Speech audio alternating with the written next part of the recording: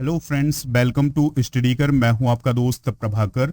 Monthly current affairs में आज हम डिस्कस करेंगे अगस्त माह के मोस्ट इंपॉर्टेंट करेंट अफेयर्स के क्वेश्चन। तो दोस्तों ये क्वेश्चन 70 होंगे, यानी 70 क्वेश्चन हम डिस्कस करने वाले हैं इस पूरे लेक्चर में। आप इसे लास्ट तक देखिएगा, बहुत ही इंपॉर्टेंट लेक्चर होने वाला है एग्जाम के पॉइंट ऑफ व्यू से।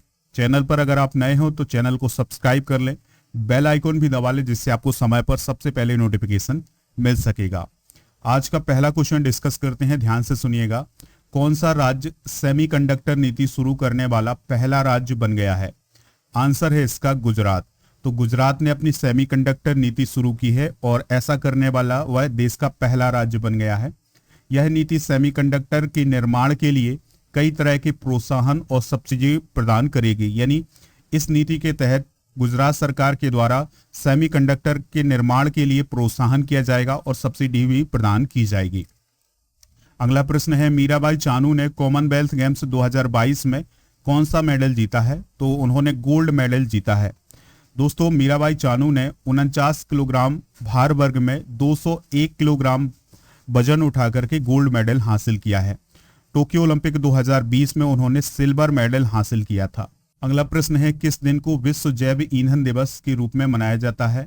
आंसर है इसका 10 अगस्त को।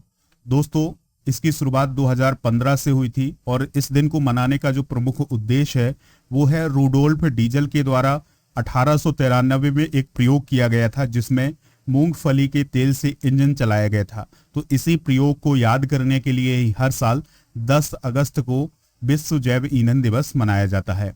अगला प्रश्न है, 44वें शतरंज ओलंपियाड में पुरुष वर्ग में किस टीम ने गोल्ड मेडल जीता है? तो आंसर है इसका उज्बेकिस्तान। तो उज्बेकिस्तान की टीम ने 44वें शतरंज ओलंपियाड में पुरुष वर्ग में यानी ओपन वर्ग में गोल्ड मेडल हासिल किया है। इसका आयोजन 28 जुलाई से 9 अगस्त 2022 के बीच संपन्न हुआ है, चेन्नई में हुआ है। ठीक है, तो जो 44वां शतरंज ओलंपियाड है इसका आयोजन कहाँ हुआ है? चेन्नई में हुआ है, 28 जुलाई से 9 अगस्त के बीच में। तो पुरुष वर्ग में यानी ओपन वर्ग में आर्मेनिया ने सिल्वर मेडल हासिल किया, भारत ने ब्रॉन्ज मेडल और उज्बेकिस्तान ने गोल्ड मेडल हासिल किया था। महिला वर्ग की बात करें तो यूक्रेन ने गोल्ड मेडल, जॉर्जिया ने सिल्वर मेडल और भारत ने ब्रॉन्ज मेडल हासिल किया है। इसका शुभंकर कौन था? थम्बी था। नेक्स्ट जो ओलंपियाड होगा वो होगा बुडापेस्ट में 2024 में। अगला प्रश्न है, 2021-22 सीजन के लिए ऑल इंडिया फुटबॉल फेडरेशन पुरुष फुटबॉलर ऑफ द ईयर किसे चुना गया है? तो नाम है उनका सुनील छेत्री को। किसे चुना गया है? सुनील छेत्री को।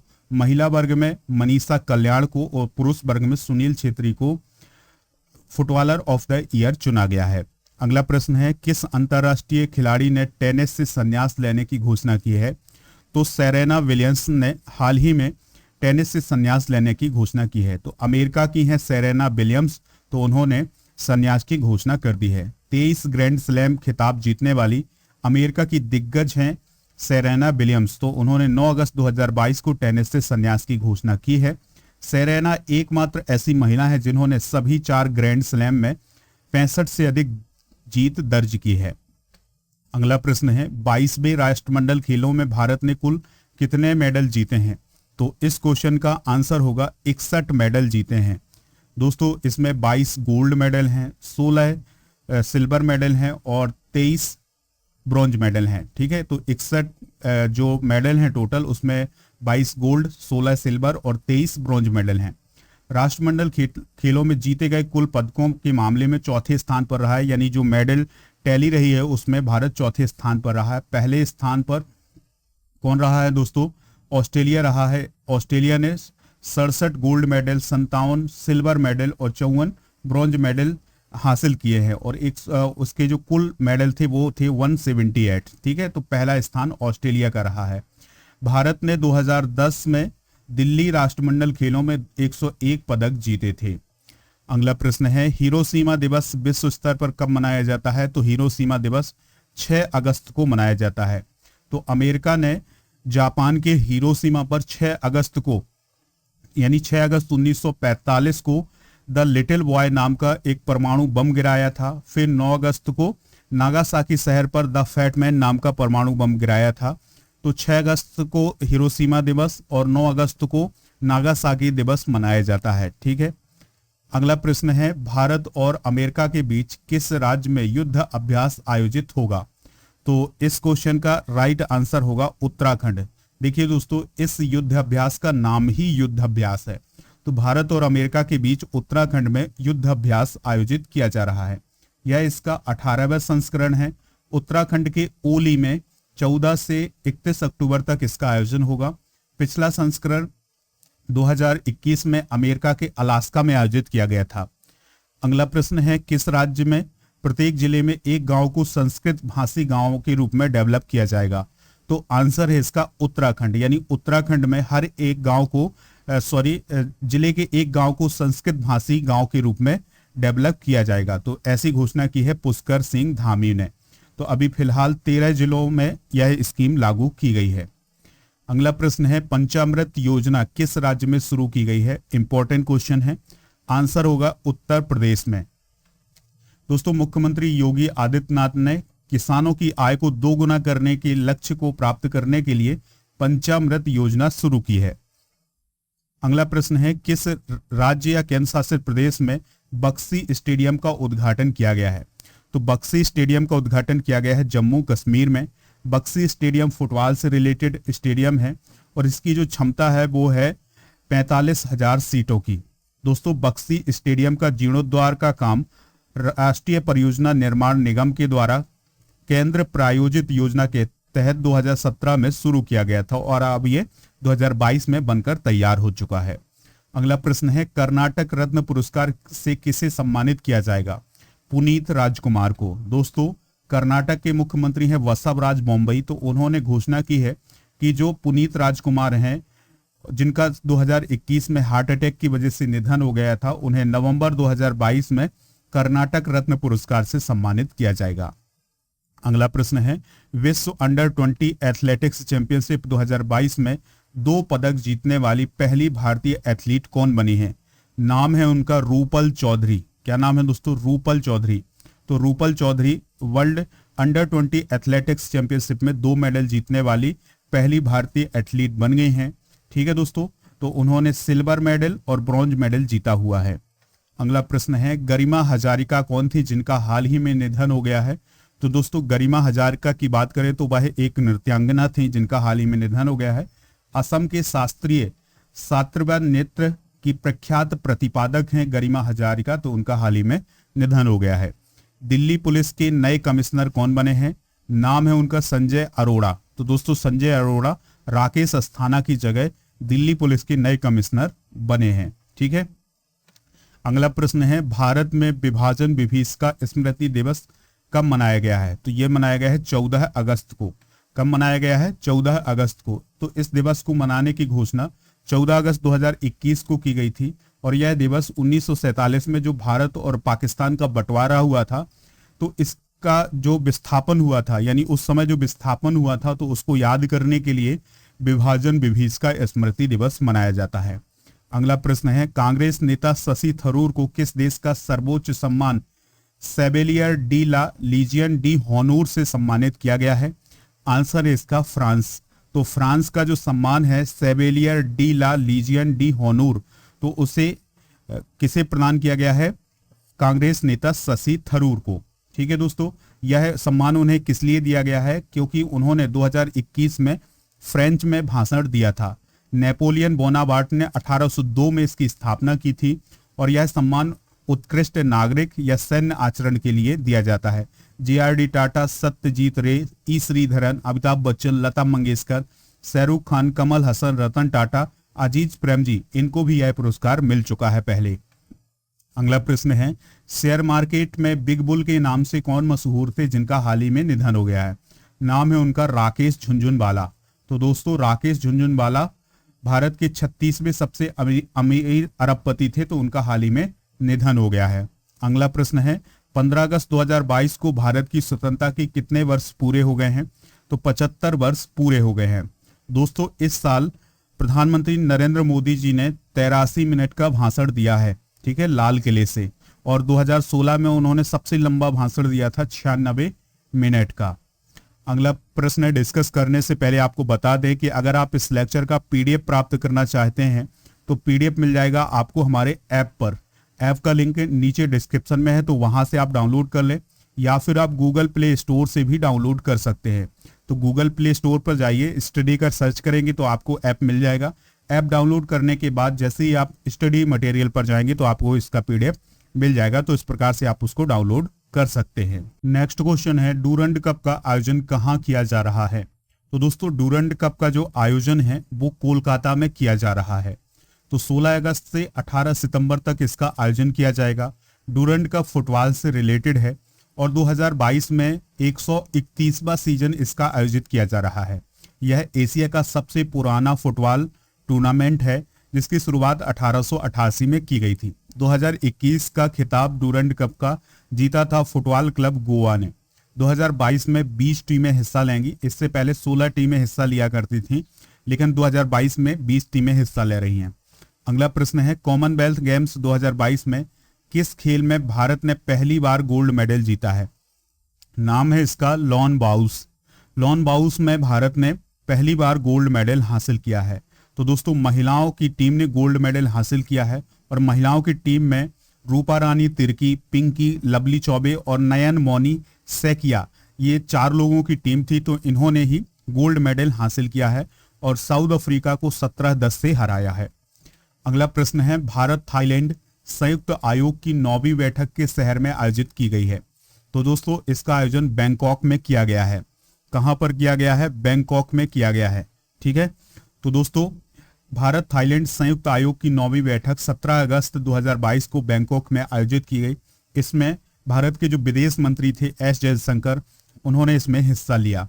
थाईलैंड की बात करें तो एशिया महाद्वीप में स्थित है। राजधानी इसकी बैंकॉक है। प्रधानमंत्री हैं प्रियोत चौन योचा।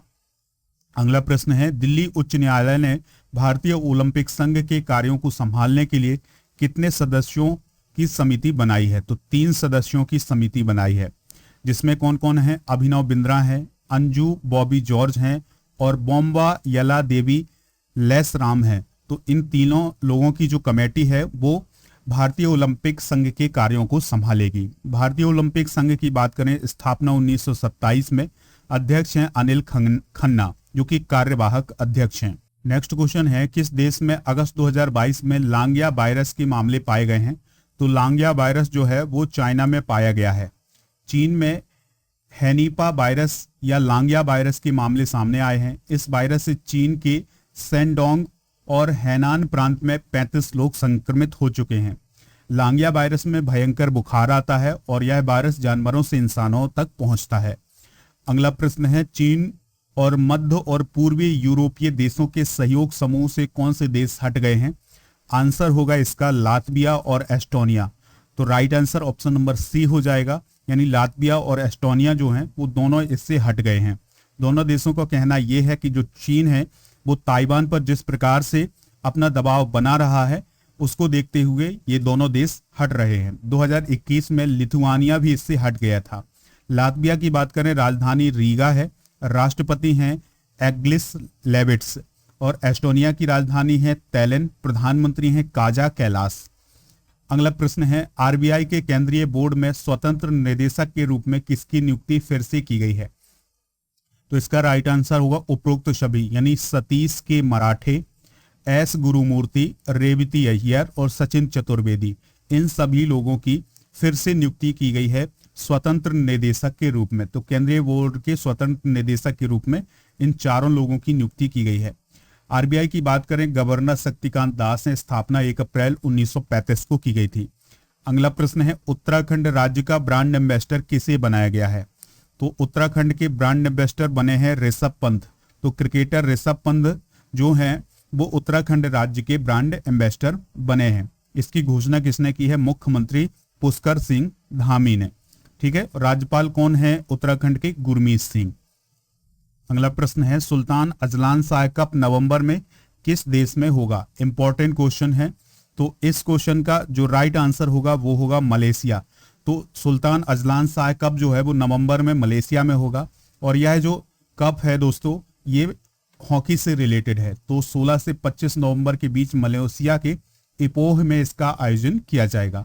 इसका आखिरी बार आयोजन 2019 में किया गया था, जब साउथ कोरिया ने फाइनल में भारत को हराकर यह खिताब जीता था। ऑस्ट्रेलिया ने अब तक यह खिताब सबसे अधिक बार जीता है, 10 बार इस खिताब को जीता है। अगला प्रश्न है, विलियम रूटो किस देश के राष्ट्रपति चुने गए हैं? तो विलियम रूटो की बात करें तो वो केन्या के राष्ट्रपति चुने गए हैं। केन्या की राजधानी नैरोबी है और मुद्रा है शिलिंग। अगला प्रश्न है, बीसीसीआई के पूर्व कार्यवाहक सचिव कौन थे जिनका हाल ही में निधन हो गया है? नाम था उनका अमिताभ चौधरी। तो दोस्तों उन्होंने झारखंड राज्य क्रिकेट संघ और झारखंड लोक सेवा आयोग के अध्यक्ष का पद भी संभाला था। किसने? अमिताभ चौधरी ने, और उनका हाल ही में निधन हो गया है। अगला प्रश्न है, council of scientific and industrial research यानी CSIR की पहली महिला निदेशक कौन बनी है? तो उनका नाम है नल्लाथम्बी कलाई सेल्वी। ठीक है, तो वो CSIR की पहली महिला निदेशक बनी है और ये 80 साल के इतिहास में पहली बार ऐसा हुआ है और वह इस पद पर 2 वर्ष तक रहेंगी। अगला प्रश्न है, US heritage wall of fame पर जगह पाने वाले पहले भारतीय सामाजिक मनोवैज्ञानिक कौन है? नाम है उनका रामधार सिंह। क्या नाम है दोस्तों? रामधार सिंह। और यह सम्मान पाने वाले भी भारत के एकमात्र सामाजिक मनोवैज्ञानिक हैं। अगला प्रश्न है, सरकार ने वयस्कों के लिए किस वैक्सीन को बूस्टर खुराक के रूप में मंजूरी दी है?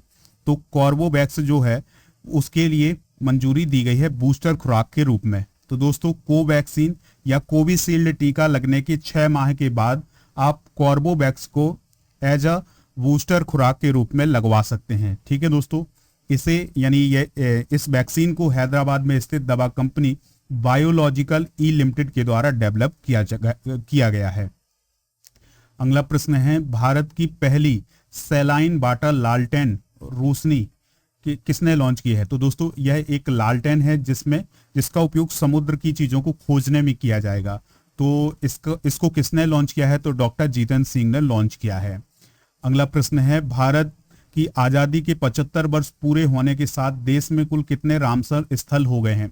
तो कितने हो गए हैं? 75 हो गए हैं। आजादी के कितने साल? 75 साल। तो दोस्तों 75 रामसर साइट भी भारत में हो गए हैं। ठीक है, तो भारत सरकार ने 2022 में कुल 75 वेटलैंड को रामसर स्थल का दर्जा दिया है। केंद्र सरकार ने पहले ही ऐलान किया था कि 75 साल पूरे होने पर आजादी के 75 रामसर स्थल घोषित किए जाएंगे। देखिए दोस्तों, इस साल यानी 2022 में फरवरी में इनकी संख्या 49 हो गई थी, जुलाई में 54 हो गई थी और अगस्त में 15 अगस्त आते आते 75 हो गई है। ठीक है, अब देखिए 13 अगस्त 2022 को जो रामसर स्थल जोड़े गए हैं उनको हम डिस्कस कर लेते हैं। जैसे तंपारा झील उड़ीसा, हीराकुंड जलाशय उड़ीसा, अंसुपा झील उड़ीसा, यशवंत सागर मध्य प्रदेश, चिंत्रागुड्डी पक्षी अभ्यारण्य तमिलनाडु, सुचिंद्रम थेरूरू वेटलैंड कॉम्प्लेक्स तमिलनाडु, बुडुबूर पक्षी अभ्यारण्य तमिलनाडु, कंजीरकुलम पक्षी अभ्यारण्य Tamil Nadu, Thane creek Maharashtra, Hygam wetland conservation reserve Jammu Kashmir और Shallabugh wetland conservation reserve Jammu Kashmir. तो इनको 13 अगस्त को शामिल किया गया है रामसर साइट में। अगला प्रश्न है, the medicine from the sky को किस राज्य में लॉन्च किया गया है? तो ये लॉन्च किया गया है अरुणाचल प्रदेश में। दोस्तों मेडिसिन फ्रॉम द स्काई का मतलब ये है कि ड्रोन के माध्यम से जो दवाएं हैं वो एक स्थान से दूसरे स्थान पर पहुंचाई जा सकती हैं। ठीक है, तो इसको पायलट प्रोजेक्ट के रूप में अरुणाचल प्रदेश में शुरू किया गया है। अगला प्रश्न है, 65वें राष्ट्रमंडल संसदीय सम्मेलन यानी CPA की मेजबानी किस देश ने की है? तो इसकी मेजबानी कनाडा ने की है। और दोस्तों लोकसभा अध्यक्ष ओम बिरला ने भारतीय संसदीय प्रतिमंडल का नेतृत्व किया था। कनाडा के हैलिफैक्स में इसका आयोजन किया गया था। अगला प्रश्न है, चंडीगढ़ के हवाई अड्डे का नाम किसके नाम पर रखा जाएगा? आंसर है इसका भगत सिंह। किसके नाम पर? भगत सिंह के नाम पर। तो दोस्तों चंडीगढ़ अंतर्राष्ट्रीय हवाई अड्डे का नाम शहीद भगत सिंह के नाम पर होगा और इसके लिए पंजाब और हरियाणा की सरकारों के बीच सहमति बन गई है। और भगवंत मान है पंजाब के मुख्यमंत्री और हरियाणा के उप मुख्यमंत्री हैं दुष्यंत चौटाला। तो इन दोनों ने इस मुद्दे पर चर्चा भी की है। अगला प्रश्न है, किस राज्य सरकार ने वंचित बच्चों को प्रारंभिक शिक्षा प्रदान करने के लिए विद्या रथ स्कूल ऑन व्हीकल्स परियोजना शुरू की है? तो ये शुरू की गई है असम के द्वारा। ठीक है दोस्तों, तो असम के जो चीफ मिनिस्टर हैं हेमंता बिस्वा शर्मा, उन्होंने इसको लॉन्च किया है। इस परियोजना का उद्देश्य है आर्थिक रूप से कमजोर वंचित बच्चों को 10 महीने की अवधि के लिए प्राथमिक शिक्षा तक पहुंच प्रदान करना। इस परियोजना के तहत छात्रों को मुफ्त में मध्याह्न भोजन दिया जाएगा, यूनिफॉर्म दी जाएगी और बुक्स भी उपलब्ध कराई जाएंगी। अगला प्रश्न है 12वां भारतीय राष्ट्रीय विज्ञान फिल्म महोत्सव का आयोजन कहाँ हुआ है? तो इसका आयोजन भोपाल में हुआ है। कहाँ पर हुआ है दोस्तों? भोपाल में। तो मध्य प्रदेश की कैपिटल है भोपाल, तो वहां पर भारतीय राष्ट्रीय विज्ञान फिल्म महोत्सव का आयोजन किया गया। दोस्तों इस महोत्सव में उन फिल्मों को दिखाया गया है जो टेक्नोलॉजी से रिलेटेड हैं, जो विज्ञान से रिलेटेड हैं और जो स्वास्थ्य और पर्यावरण के मुद्दों को उठाती हैं। तो ऐसी फिल्मों को यहाँ पर दिखाया गया है, प्रदर्शित किया गया है। अगला प्रश्न है सावन कुमार टाक का 25 अगस्त 2022 को निधन हो गया है, तो वह क्या थे? तो इसका राइट आंसर हो जाएगा फिल्म निर्देशक। कौन थे? फिल्म निर्देशक। तो सावन कुमार टाक का निधन मुंबई में हार्ट अटैक की वजह से हुआ है। उनका जन्म राजस्थान में हुआ था। उनकी आखिरी फिल्म थी द लव सीजन, 2006 में आई थी, जिसमें सलमान खान ने मुख्य भूमिका निभाई थी। अगला प्रश्न है जी सतीश रेड्डी को किस मंत्री का वैज्ञानिक सलाहकार बनाया गया है? तो रक्षा मंत्री के वैज्ञानिक सलाहकार बने हैं जी सतीश रेड्डी। और जी सतीश रेड्डी ने 4 साल तक डीआरडीओ के चेयरमैन के रूप में भी काम किया है और उन्हें अब डिफेंस मिनिस्टर राजनाथ सिंह का साइंटिफिक एडवाइजर नियुक्त किया है। अगला प्रश्न है अंतर्राष्ट्रीय मुद्रा कोष यानी IMF में भारत का कार्यकारी निदेशक किसे नियुक्त किया गया है? तो कृष्णमूर्ति वी सुब्रमण्यम जो हैं वो अंतर्राष्ट्रीय मुद्रा कोष यानी IMF में भारत के कार्यकारी निदेशक नियुक्त किए गए हैं। उन्होंने सुरजीत एस भल्ला का स्थान लिया है और दोस्तों 1 नवंबर 2022 से उन्हें 3 साल के लिए नियुक्त किया जाएगा। इसके अलावा जो कृष्णमूर्ति वी सुब्रमण्यम है वो भारत के मुख्य आर्थिक सलाहकार के रूप में भी काम कर चुके हैं। इंटरनेशनल मॉनेटरी फंड यानी IMF की बात करें तो 27 दिसंबर 1945 को इसकी स्थापना की गई थी। मुख्यालय वाशिंगटन DC में है और मैनेजिंग डायरेक्टर हैं क्रिस्टलीना जॉर्जिएवा। अगला प्रश्न है Homi Bhabha cancer hospital and research centre का उद्घाटन कहाँ किया गया है? तो इसका आयोजन मोहाली में किया गया है, पंजाब में। दोस्तों प्राइम मिनिस्टर नरेंद्र मोदी ने 24 अगस्त 2022 को पंजाब के शहर मोहाली के मुल्लामपुर में Homi Bhabha cancer hospital and research centre का उद्घाटन किया है। परमाणु ऊर्जा विभाग के तहत एक सहायता प्राप्त संस्थान टाटा मेमोरियल सेंटर ने इस सेंटर का निर्माण किया है। अगला प्रश्न है यूनेस्को शांति पुरस्कार 2022 अवार्ड किसने जीता है? वेरी इंपॉर्टेंट है। नाम है उनका एंजेला मर्केल। दोस्तों जर्मनी की पूर्व चांसलर हैं एंजेला मर्केल, तो उन्हें यह अवार्ड दिया गया है क्योंकि उन्होंने शरणार्थियों को अपने देश में सम्मान दिया था, तो इसके लिए उन्हें यूनेस्को शांति पुरस्कार दिया गया है। दोस्तों इस अवार्ड का पूरा नाम फेलिक्स हॉफोएट बोग्यानी यूनेस्को शांति पुरस्कार है। दोस्तों यह जो नाम है ये आइवरी कोस्ट के पूर्व राष्ट्रपति के नाम पर रखा गया है। ठीक है, जो जर्मनी है वहां पर चांसलर का पद सर्वोच्च पद होता है। अगला प्रश्न है पीएम मोदी ने अत्याधुनिक अमृता अस्पताल का उद्घाटन कहाँ किया है? तो फरीदाबाद में किया है। फरीदाबाद कहाँ है? हरियाणा में है। तो हरियाणा के फरीदाबाद में अमृता अस्पताल का उद्घाटन किया है। माता अमृतानंदमयी मठ के द्वारा संचालित यह अस्पताल है। ठीक है, और दोस्तों इसका निर्माण जो है करीब 6000 करोड़ रुपए की लागत से हुआ है। अगला प्रश्न है अंडर 20 रेसलिंग वर्ल्ड चैंपियनशिप 2022 में भारत ने कुल कितने मेडल जीते हैं? तो 16 मेडल जीते हैं। कितने मेडल जीते हैं? 16 मेडल जीते हैं। और भारत की तरफ से जो अंतिम पंघाल हैं उन्होंने इकलौता गोल्ड मेडल इसमें हासिल किया था। इसका आयोजन 15 से 21 अगस्त 2022 के बीच सोफिया बुल्गारिया में आयोजित हुआ था। अगला प्रश्न है पूर्व राज्यपाल सिप्ते रजी का निधन 20 अगस्त 2022 को हो गया है। वह किस राज्य के राज्यपाल रहे हैं? तो वह झारखंड और असम के राज्यपाल रहे हैं। इस प्रकार से ऑप्शन नंबर डी इसका राइट आंसर होगा। तो साल 2004 से 2009 तक झारखंड के राज्यपाल के रूप में काम किया है और 27 जुलाई 2009 से 10 नवंबर 2009 तक असम के राज्यपाल रहे हैं। इनका जन्म 7 मार्च 1939 को उत्तर प्रदेश के रायबरेली में हुआ था। किसका दोस्तों?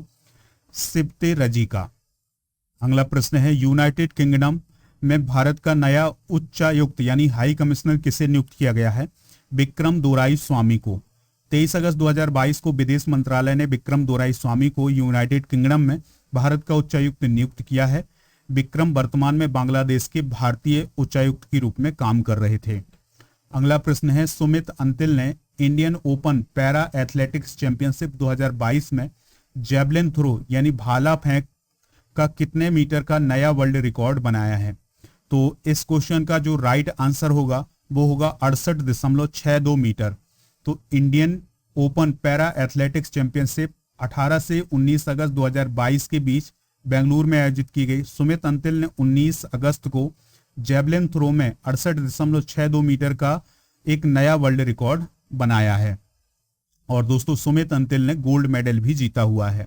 अगला प्रश्न है, पेटीएम का सीईओ और एमडी किसे दोबारा से नियुक्त किया गया है? तो विजय शेखर शर्मा जो है वो दोबारा से पेटीएम के सीईओ और एमडी नियुक्त किए गए हैं 5 साल के लिए। अगला प्रश्न है, डीआरडीओ का अध्यक्ष हाल ही में किससे नियुक्त किया गया? वेरी वेरी इंपॉर्टेंट क्वेश्चन होगा। तो समीर वी कामत जो है वो डीआरडीओ के अध्यक्ष नियुक्त किए गए हैं। किसके स्थान पर? दोस्तों जी सतीश रेड्डी के स्थान पर नियुक्त किए गए हैं। जी सतीश रेड्डी को अभी हमने डिस्कस किया है कि वो रक्षा मंत्री के वैज्ञानिक सलाहकार बन गए हैं। तो दोस्तों समीर वी कामत 60 साल की आयु पूर्ण करने तक वो इस पद पर रहेंगे या अगले आदेश तक वो इस पद पर रहेंगे। डिफेंस रिसर्च डेवलपमेंट ऑर्गेनाइजेशन इसका फुल फॉर्म होता है, यानी डीआरडीओ का full form defence research development organisation होता है। अगला प्रश्न है, न्यू इंडिया पुस्तक का विमोचन किसने किया है? एम वेंकैया नायडू ने न्यू इंडिया पुस्तक का विमोचन किया है। न्यू इंडिया पुस्तक जो है वो पूर्व वित्त मंत्री अरुण जेटली के द्वारा जो संकलित लेख थे उनका एक संकलन है।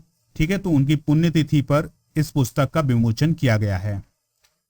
अगला प्रश्न है, भारत में पहली रात की सफारी कहाँ शुरू की गई है? लखनऊ में शुरू की गई है। ठीक है दोस्तों, तो भारत में पहली रात की सफारी लखनऊ में शुरू की जाएगी। कुकरेल वन क्षेत्र में जो भारत का पहला रात का चिड़ियाघर स्थापित किया जाएगा। राज्य की राजधानी में योगी आदित्यनाथ की सरकार ने सिंगापुर की तर्ज पर नाइट सफारी को स्थापित करने का फैसला लिया है। अगला प्रश्न है, राष्ट्रीय डेयरी विकास बोर्ड के अध्यक्ष का कार्यकाल सरकार ने कितने दिन के लिए बढ़ा दिया है? तो 6 माह के लिए बढ़ा दिया है। कौन है राष्ट्रीय डेयरी विकास बोर्ड के अध्यक्ष? नाम है उनका मीनेश शाह। तो उनका कार्यकाल 6 महीने के लिए बढ़ा दिया गया है। दोस्तों राष्ट्रीय डेयरी विकास बोर्ड का मुख्यालय आनंद गुजरात में है। 1965 में इसकी स्थापना की गई थी। यह मत्स्य पालन, पशुपालन और डेयरी मंत्रालय के स्वामित्व में काम करता है। अगला प्रश्न है, भारत ने अगस्त 2022 में किस पड़ोसी देश की नौसेना को डॉर्नियर 228 समुद्री निगरानी विमान सौंपा है? तो दोस्तों ये विमान जो है ये श्रीलंका को दिया गया है। भारत में इनका निर्माण किया गया है। तो श्रीलंका ने भारत से साल 2018 में 2 डॉर्नियर 228 विमानों की मांग की थी। 228 विमानों की नहीं, 2 विमानों की मांग की थी। तो अब 2 विमान तो हमने 2 में से 1 दे दिया है, आने वाले समय में एक और दे दिया जाएगा। ठीक है, अगला प्रश्न है, देश का कौन सा राज्य पहला हर घर जल प्रमाणित राज्य बन गया है? आंसर है इसका गोवा। दोस्तों गोवा के गांवों के सभी लोगों ने अगस्त 2022 में अपने गांव को हर घर जल के रूप में घोषित किया है। गोवा के सभी 2.63 लाख ग्रामीण परिवारों को नल कनेक्शन के माध्यम से पीने योग्य पानी मिल रहा है। इस प्रकार से देश का पहला राज्य बन गया है हर घर जल प्रमाणित। ठीक है, कौन बन गया है दोस्तों? गोवा बना है। अगला प्रश्न है, नॉर्थ ईस्ट ओलंपिक गेम्स 2022 की मेजबानी भारत का कौन सा राज्य करेगा? तो आंसर होगा इसका मेघालय। तो नॉर्थ ईस्ट ओलंपिक गेम्स 2022 की मेजबानी मेघालय करने वाला है। 30 अक्टूबर से 6 नवंबर 2022 के बीच में शिलोंग में इसका आयोजन किया जाएगा। जो नॉर्थ ईस्ट ओलंपिक गेम्स है इसका पहला संस्करण 2018 में किया गया था। अगला प्रश्न है, पिच ब्लैक 2022 सैन्य अभ्यास किस देश में शुरू हुआ है जिसमें भारतीय वायुसेना ने हिस्सा लिया है? इंपॉर्टेंट क्वेश्चन है। तो आंसर है इसका ऑस्ट्रेलिया। तो जो पिच ब्लैक 2022 सैन्य अभ्यास है इसका आयोजन कहां पर हुआ है? ऑस्ट्रेलिया में हुआ है, जिसमें भारत ने भी हिस्सा लिया है। दोस्तों अगर आपको लेक्चर पसंद आ रहा हो तो आप इसे लाइक जरूर कर दें, शेयर कर दें सभी दोस्तों को, चैनल को सब्सक्राइब कर लें। दोस्तों यह सैन्य अभ्यास ऑस्ट्रेलिया के डॉर्बिन में 19 अगस्त 2022 को शुरू हुआ है, जिसमें भारतीय वायुसेना ने हिस्सा लिया है। यह सैन्य अभ्यास 8 सितंबर 2022 तक चलेगा। कौन सा सैन्य अभ्यास? पिच ब्लैक नाम का सैन्य अभ्यास। नेक्स्ट क्वेश्चन है, यूएएफए वुमेन्स चैंपियंस लीग में खेलने वाली पहली भारतीय फुटबॉलर कौन बनी है? तो दोस्तों यूएएफए वुमेन्स चैंपियंस लीग में खेलने वाली पहली भारतीय फुटबॉलर बनी है कौन? मनीषा कल्याण। कौन बनी है दोस्तों? मनीषा कल्याण। यूईएफई का फुल फॉर्म होता है union of European football association. तो इसमें खेलने वाली पहली भारतीय फुटबॉलर बनी है कौन? मनीषा कल्याण। ठीक है दोस्तों, अगला क्वेश्चन है, किस राज्य के मुख्यमंत्री ने दही हांडी को राज्य का आधिकारिक खेल मानने की घोषणा की है? आंसर है इसका महाराष्ट्र। तो महाराष्ट्र में जो जन्माष्टमी के अवसर पर जो दही हांडी होता है, तो उसके जो खिलाड़ी होते हैं उनको क्या किया जाएगा? नौकरी देने की भी घोषणा की गई है। इसके अलावा दोस्तों इस खेल को यानी दही हांडी को आधिकारिक खेल भी घोषित किया गया है मुख्यमंत्री एकनाथ शिंदे के द्वारा। अगला प्रश्न है, देश की पहली double decker AC electric bus का संचालन किस शहर में हुआ है? तो इस क्वेश्चन का जो राइट आंसर होगा वो होगा मुंबई। तो मुंबई में देश की पहली double decker AC electric bus का संचालन किया है। किसने किया है दोस्तों? नितिन गडकरी ने। तो केंद्रीय सड़क परिवहन और राजमार्ग मंत्री हैं नितिन गडकरी, तो उनके द्वारा इस बस को लॉन्च किया गया है। अगला प्रश्न है, India international sea food show 2023 की मेजबानी कौन सा शहर करेगा? तो वो करेगा कोलकाता। तो इंडिया इंटरनेशनल सी फूड का जो शो है 2023 में होने वाला है, तो उसकी मेजबानी कौन करने वाला है? कोलकाता करने वाला है। यह आयोजन 15 फरवरी से 17 फरवरी 2023 तक किया जाएगा।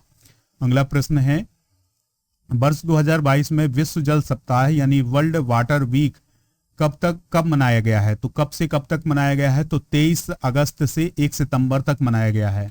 ठीक है दोस्तों, थीम जरूर याद रखिएगा, seeing the unseen the value of water. अगला प्रश्न है, तमिलनाडु के मंदिर से कवि और संत सबंदर की चोल काल की प्राचीन मूर्ति किस देश के नीलामी घर में पाई गई है जो 1971 में चोरी की गई थी? तो दोस्तों ये जो मूर्ति है ये कहां पर पाई गई है? अमेरिका में पाई गई है।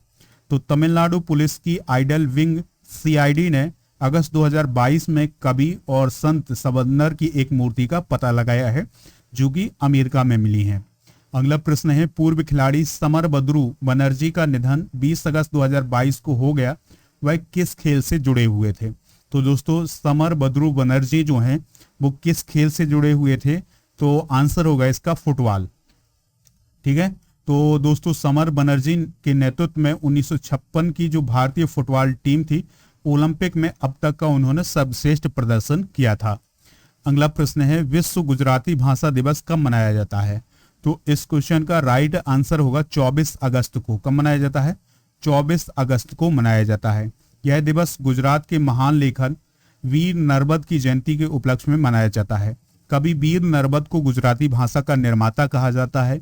वीर नर्मद का जन्म 24 अगस्त 1833 को गुजरात के सूरत में हुआ था। नर्मद ने 22 साल में अपनी पहली कविता लिखी थी। ठीक है दोस्तों, तो विश्व गुजराती भाषा दिवस जो है वो 24 अगस्त को मनाया जाता है।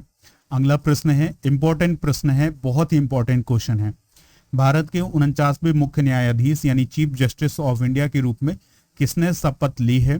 तो जो जस्टिस यू ललित हैं वो भारत के 49वें मुख्य न्यायाधीश बने हैं। तो उन्हें राष्ट्रपति द्रौपदी मुर्मू ने राष्ट्रपति भवन में 27 अगस्त को भारत के 49वें मुख्य न्यायाधीश के रूप में शपथ दिलाई है। ठीक है दोस्तों, जस्टिस उदय उमेश ललित जो हैं उनका कार्यकाल 74 दिन का होगा। ठीक है, अगला प्रश्न है, लास्ट प्रश्न है, ध्यान से सुनिएगा। 31वें व्यास सम्मान साल 2021 के लिए किस उपन्यासकार को और नाटककार को चुना गया है? तो दोस्तों असगर बजाहत को 31वां व्यास सम्मान दिया गया है और 31वां व्यास सम्मान जो है वो 2021 के लिए दिया गया है। उनका एक नाटक है महाबली, तो उनके लिए यह अवार्ड दिया गया है। यह अवार्ड के बिरला फाउंडेशन की ओर से दिया जाता है। ठीक है दोस्तों, तो ये थे 70 महत्वपूर्ण क्वेश्चन अगस्त माह से रिलेटेड। अगर आपको ये वीडियो पसंद आया हो तो आप इसे लाइक कर दें। पीडीएफ प्राप्त करना हो तो हमारे एप्लीकेशन पर चलेंगे जाएं, उसका लिंक डिस्क्रिप्शन में है, तो वहां से डाउनलोड कर सकते हैं। कुछ इंपॉर्टेंट पीडीएफ भी आपको मिल जाएंगी, तो वहां से आप उनको डाउनलोड कर लीजिएगा। ये सभी क्वेश्चन आपके एग्जाम के लिए बहुत ही इंपॉर्टेंट थे, तो पीडीएफ जरूर डाउनलोड करें। दोस्तों लेक्चर पसंद आया हो तो लाइक कर दें, शेयर कर दें सभी दोस्तों को, सभी सोशल मीडिया प्लेटफॉर्म पर। मिलते हैं नेक्स्ट वीडियो में। जय हिंद, वंदे मातरम।